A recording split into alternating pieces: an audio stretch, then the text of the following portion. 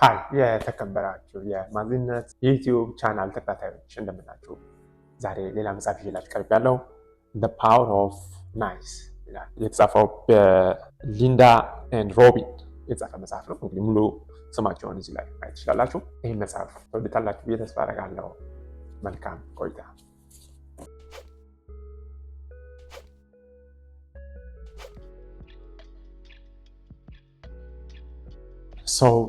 ይህ መጽሐፍ የሚያወራው ስለ መልካምነት ነው። ከመጽሐፉ አርዕስት ራሱ እንደምንረዳው The Power of Nice ይላል። አብዛኛው ጊዜ ያለንበትን አካባቢ ስንመለከት መጥፎ የሆኑ ሰዎች የተሻለ ደረጃ ላይ ሲደርሱ ስንመለከት መልካምነት ለምን ማለታቸው አይቀርም እና ለምን መልካም እንሆናለን?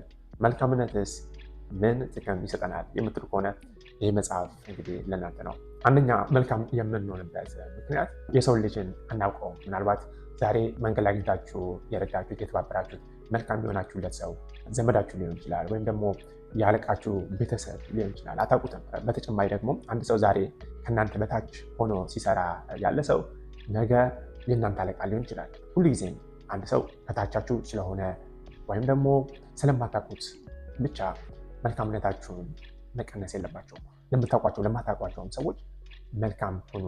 ሌላው ደግሞ መልካም የመሆኑን ጥቅሙ ምንድን ነው?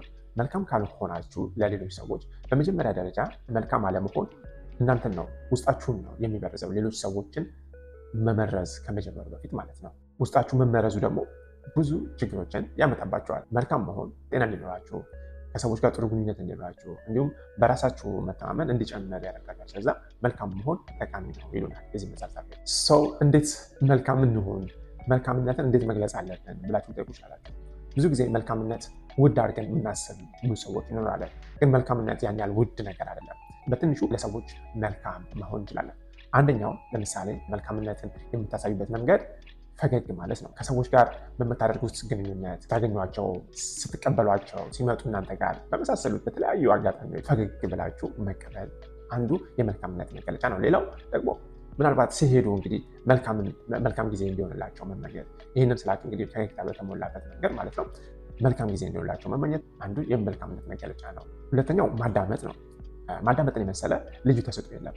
በምታዳምጡበት ጊዜ ብዙ ነገር ወደ ውስጣችሁ ያስገባችሁ ሲሆን በምትናገሩበት ወቅት ደግሞ ከእናንተ ያላችሁ ነገር ነው ለሌሎች ሰዎች እያካፈላችሁ ለሌሎች ሰዎች እየሰጣችሁ ያላችሁት ማለት ነው። ሰው ስታዳምጡ ብዙ ነገር ትቀስማላችሁ እና ማዳመጥን የመሰለ ልዩ ተሰጥኦ የለም።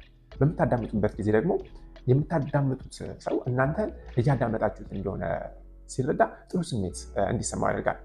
ሰዎችን በምታዳምጡበት ጊዜ አንደኛ እጃችሁን ባታጣምሩ፣ ልክ ደረታችሁ ላይ ብዙ ጊዜ ደረታችን ላይ እጃችንን የምናጣምርበት ጊዜ ሰዎችን ማዳመጥ ባልፈለግንበት ወቅት ወይም ደግሞ ከነሱ በተቃራኒ በሆነበት ጊዜ ነው እንደዚህ አይነት የሰውነት የማጣመር ምልክት የምናሳየው ማለት ነው። ሌላው ደግሞ ያ ሰው በሚያወራላችሁ ጊዜ እንዳዳመጣችሁት ለማሳየት አሃ እያለን ቃላት ብናወጣ ወይም ደግሞ ጭንቅላታችንን ብንቀንቅ ያ ሰው እያዳመጥ ነው እንደሆነ እንዲሰማው ማድረግ እንችላለን። ሌላ ደግሞ አድናቆትን መስጠት ወይም ማወደስ። አንድ ሰው ለምሳሌ የሚያምር ጫማ አድርጎ ብትመለከቱት ወይም ደግሞ አድርጋ ብትመለከቱት ይሄ ያምራል፣ ወድጄዋለሁ፣ ቆንጆ ነው ብላችሁ ብታደንቁላቸው ሰዎችን ጥሩ ስሜት እንዲሰማቸው ማድረግ እናንተ መልካም መሆን የምትችሉበት ቀላሉ መንገድ ነው። ሌላኛው ደግሞ ክሬዲት መስጠት።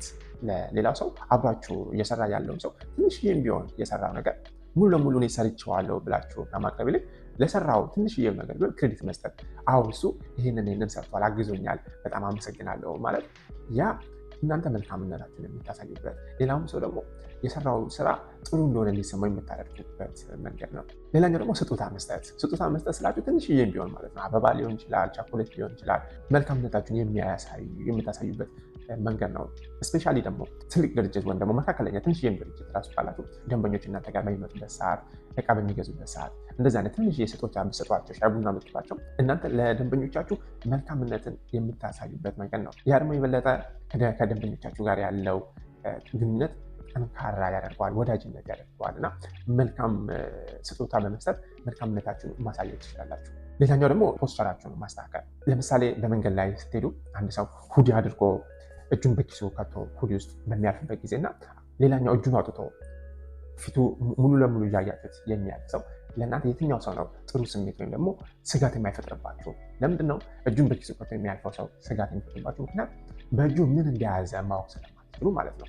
ፊቱንም እንደዚሁ ሆድ የሚያደርገ ራሱን የሸፈነ ሰው ማን እንደሆነ አታውቁም። ጠላታችሁ ይሁን ወዳጃችሁ ይሁን አታውቁም። እና የድሮ ሰዎች መንገድ ላይ በሚሄዱበት ጊዜ እጃቸውን ከፍ አድርገው አውለብልበው ሰዎችን ሰላም የሚሉበት አንደኛው መንገድ ምንም እንዳልያዙ ለማሳየት እንጂ ባዶ ነው ልጎዳህ አልችልም ወዳጅህ ነኝ ብለው ለማሳየትም ጭምር ነው። ከዛ በተጨማሪ ደግሞ ቤታቸው እንግዳ በሚመጣበት ሰዓት ራሱ ምግብ ያቀርቡለታል፣ የሚጠጣም ነገር ይሰጡታል። ያንን ያቀረቡለትን ነገር የሰጡትን የሚጠጣውንም መጠጥ አብረው በመመገብ አብረው በመጠጣት ወዳጅነታቸውን የሚያሳዩ እኔ ልጎዳህ አልችልም፣ ይሄውን እየበላሁ ነው እየጠጣሁ ነው የተመረዘ አይደለም ብለው አንድ ወዳጅነታቸውን ስሜታቸውን የሚገልጹበት መንገድ ነው። ይሄ እንግዲህ ለእናንተ ላይሰማችሁ ላይታውቁት ትችላላችሁ፣ ግን ለዛ ሰው ግን ለእንግዳው ትልቅ እፎይታ ነው የሚሰጠው እና ያ ጥሩ እንግዲህ እንደዚህ አይነት ትንሽ ነገሮች መልካምነትን የምታሳዩበት ትልቅ መንገድ ነው ይልናል እዚህ መጽሐፍ ጻፊ። ሌላኛው ደግሞ እውነተኛ ሁኑ። ብዙ ጊዜ ውሸተኛ የሆኑ ሰዎች ሜሞራቸው የማሰላሰል የማሰብ አቅማቸው ከፍተኛ መሆን አለበት። ምክንያቱም ዛሬ የምትናገሩትና ነገ የምትናገሩት ነገር የተጋጨ እንዳይሆን ማስታወስና አንድ ላይ የማጣመር ሂደት ይጠይቃል። ይሄ ደግሞ እንግዲህ ጊዜያችሁን ነው የሚሻማው። ሰው ዋይ ጊዜያችሁን ለምን ትፈጃላችሁ? እውነት ለምን አትናገሩ? እውነት በምትናገሩበት ጊዜ ማስታወስ ራሱ አይጠበቅባችሁም። ነገ ምን እንዳደረጋችሁ፣ ወደፊት ምን ልታደርጉ እንደምችሉ ወይም ምን ልትናገሩ እንደምችሉ ማስታወስ ራሱ አይጠበቅባችሁ። ምክንያቱም የምትናገሩት ነገር እውነት ስለሆነ ማለት ነው። የመጨረሻው ደግሞ እንግዲህ ብዙ ሀሳቦች ናቸው ያሉት። ከኔ ከወሰድኳቸው ውስጥ የመጨረሻው እሺ በሉ የሚለው ነው። እሺ ማለት ብዙ ጊዜ የምንፈራው ነገር ነው። አንድ ሰው የሆነ ነገር ፈልጎ በሚመጣበት ሰዓት እንዴት እምቢ ለማለት ነው በማሰላሰል ጊዜያችንን የምናባክነው። ነገር ግን እሺ በማለት ብዙ ጥቅም ታገኛላችሁ። አንደኛ አዳዲስ ነገሮችን ትማራላችሁ፣ ሁለተኛ ወዳጅነትን ታተርፋላችሁ፣ ሶስተኛ ምናልባት ያ ሰው የሚጠይቃችሁ ነገር እጅግ በጣም ቀላል ነገር ሊሆን ይችላል።